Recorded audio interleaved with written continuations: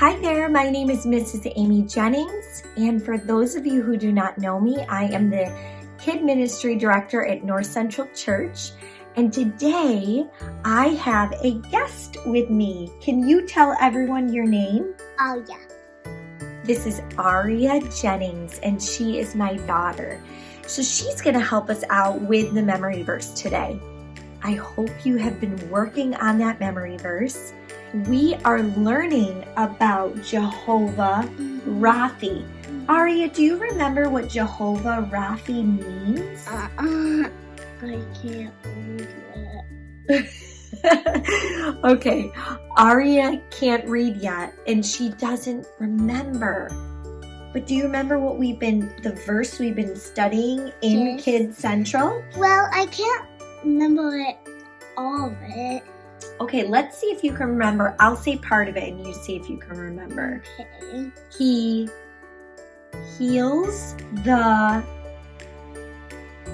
Human. No. So I'm going to say the verse and I'll have you guys follow along. He heals the brokenhearted. Can you repeat that? He heals the brokenhearted. And he bandages their wounds. Bandages his wounds. He bandages their wounds. Their wounds. Psalm 147 verse 3. So Jehovah Rapha means God, our healer.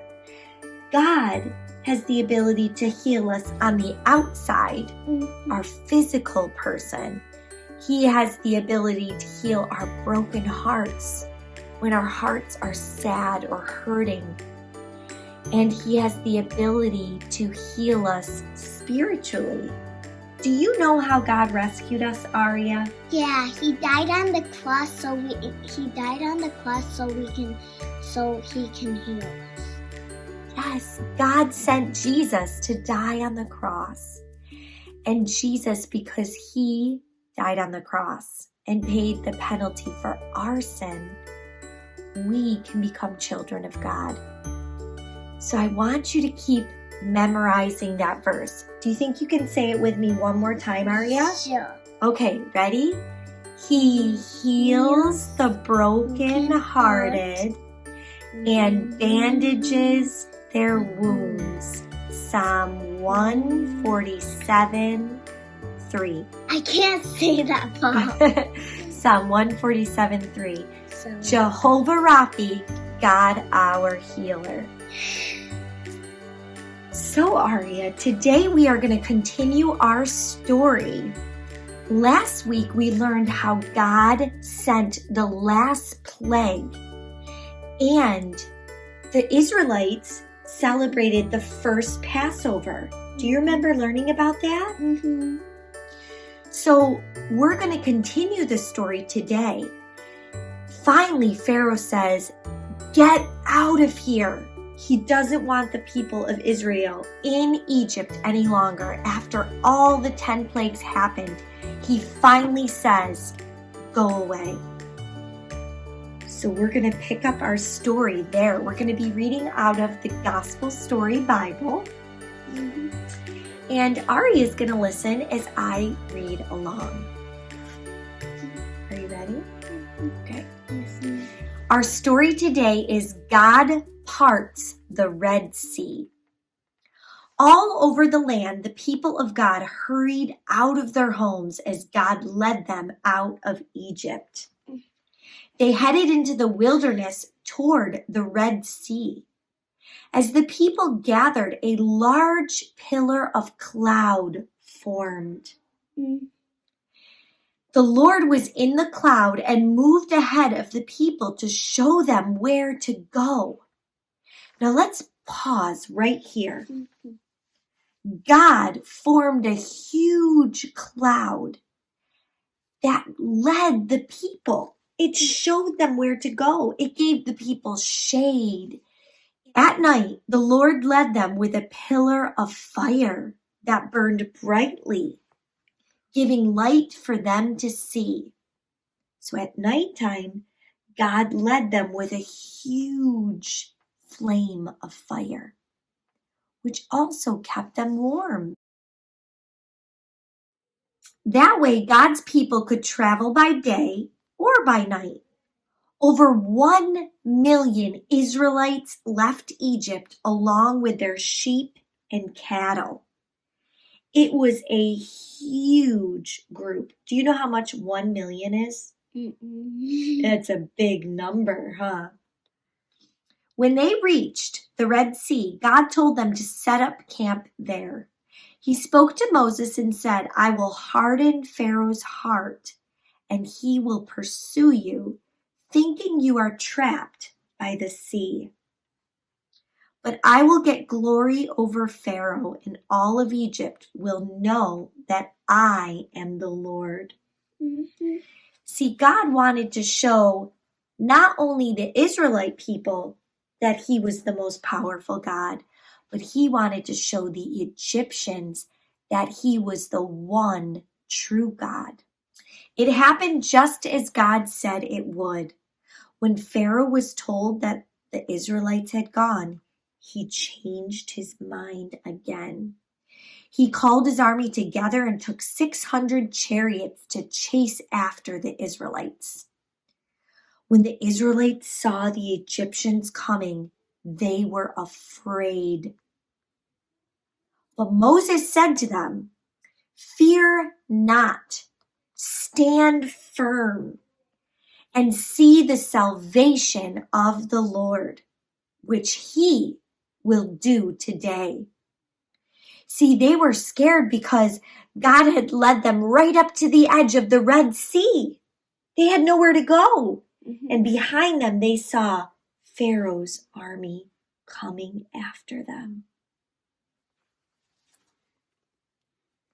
Then God moved the pillar of cloud. He moved the cloud from in front of the people and over the people to behind the people. So the Egyptians could not see the people. So this pillar of cloud stood between the Israelite people and Pharaoh's army. Moses stretched out his hand over the sea. A great east wind blew all night long, blowing the water out of its normal place. Do you see the water?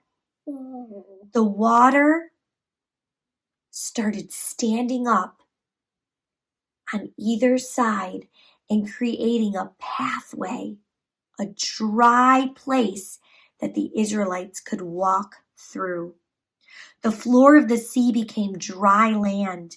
The people walked through the sea on dry ground with a wall of water on their left and a wall of water on their right.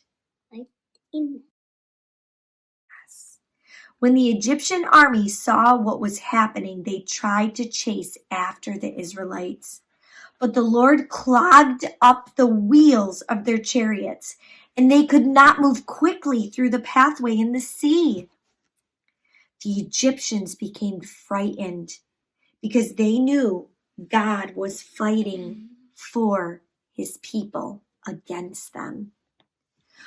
When God's people were safely on the other side of the sea, the Lord told Moses to stretch out his hand over the sea again. When Moses did this, the sea rushed back into place. The right side of the water crashed down, and the left side of the water crashed down. All the Egyptians were washed away.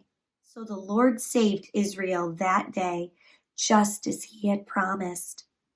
When God's people saw his great power at work and the dead Egyptians on the shore, they were filled with awe for what God had done.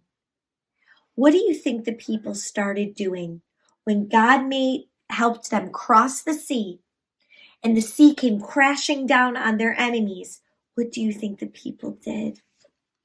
They swam.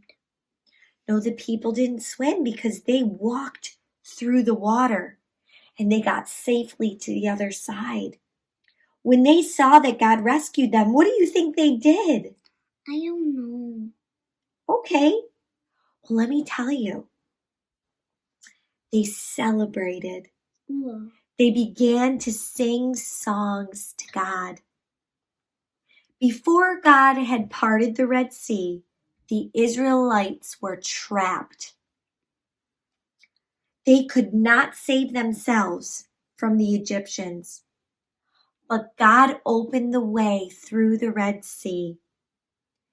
Do you know that we are trapped too?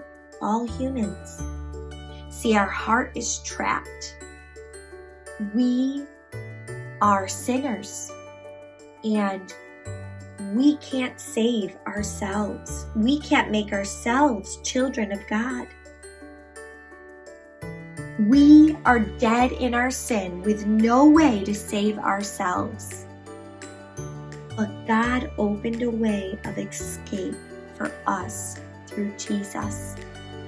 Jesus is like that pathway, that dry path through the Red Sea.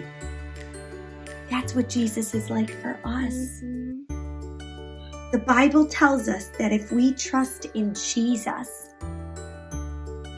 we believe that Jesus died for our sins. And did Jesus stay dead? No. And we believe that Jesus rose up from the grave.